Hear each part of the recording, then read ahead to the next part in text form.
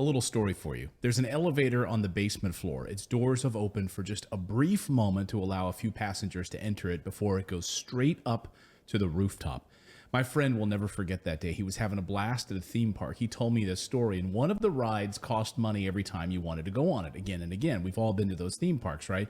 Then out of the blue, the announcement system came over and they said, hey, for the next 60 minutes, all rides that where you have to pay an extra cost are now totally free. As soon as that happened, my friend was shoved by a massive group of like 25 kids that ran past him, knocked him over. Move fast or miss out, they were yelling. And really, greed is the competitive motivator in the world, all around the world. And you have to be willing to jump on opportunities when they suddenly arrive, or a group of sharks is going to knock you over, devour you, spit you out, and jump to the head of the line. My friend is a multimillionaire and an entrepreneur, and this story really resonated with me. As silly as that experience may appear today, it still serves as a huge reminder that you can't stay idle or you can't be indifferent to developing stories because there's a gap or a profit to be made. Either you're going to be the beneficiary of it or somebody else will. So be the first or get whatever's left over like little scraps. Now, before niche industries explode, few entrepreneurs and investors want to take a chance. It's only in hindsight that the 10x or 100x returns on investments were obvious. Now, unlike the amusement park, there is no free lunch in finance. But there is a concept called being a disruptor, which means building a future industry or flipping it upside down and reaping incredible rewards. Now, he did get to ride that roller coaster once in that 60-minute time span. But he said what was amazing is that all of these other people ran and got to go on 3 or 4 rides in that 60 minutes. A lesson that he learned was that every second counts, and he didn't get to ride any of those other rides.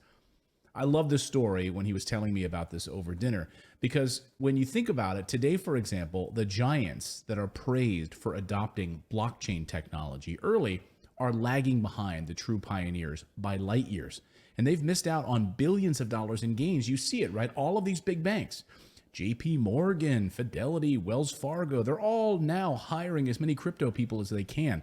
But they missed years. They missed billions of dollars because they were late to the game. Changpeng Zhao launched Binance in 2017, gradually built it into one of the world's largest crypto exchanges. Today, Zhao has an estimated net worth of at least $96.5 billion.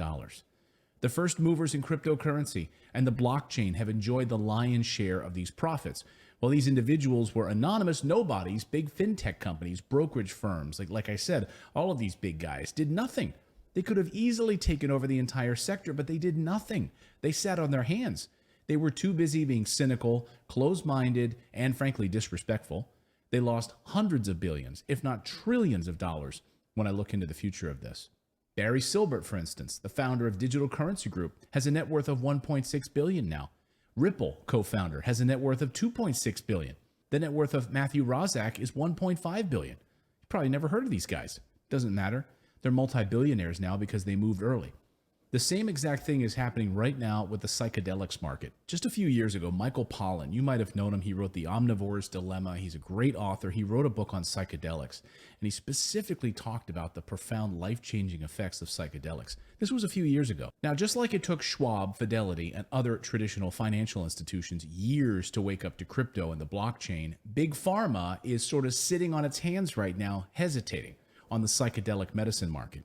And that hesitation, that's when they miss out. But guess what? Traditional pharmaceutical companies aren't the first movers. They're the slow whales. So who are the first movers? I am. I'm moving early. Like cryptocurrencies and blockchain technology were a decade ago, psychedelic medicine is in its infancy as a growth industry.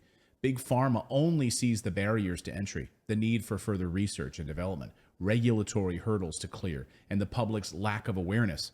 And they're hesitant to make a move now.